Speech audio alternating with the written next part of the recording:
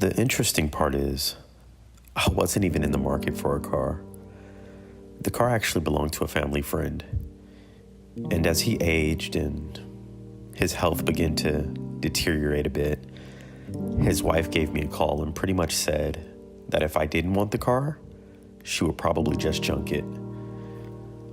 The car was solid. I mean, everything was there, and I couldn't see another car go to waste. I just remember when I went to go pick the car up, it was a mess. I mean, the car had been painted, but it was all in pieces, needed to be put back together. The engine needed to be redone, and there was absolutely no interior installed in the car. I mean, the seats were even wrapped up on top of this dusty shelving unit that he kept all his parts on. It was actually a bit overwhelming.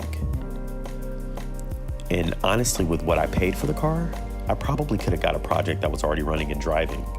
But I love the story, so I think that's what I invested in.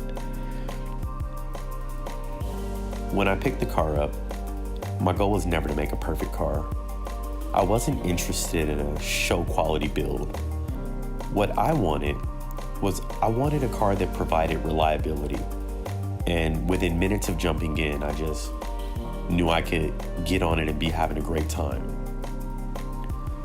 Aesthetically, what I wanted to do is create the car that I knew he wanted to see on the road.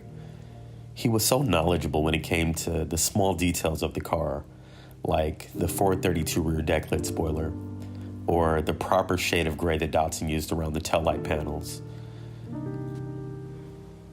I know, like most people, he had a love affair with the RS Watanabe, especially in that gunmetal with the Safari Gold paint. And to be honest, once it all came together, I knew I had built the car that he would have loved to see out on the road. And that was really my goal.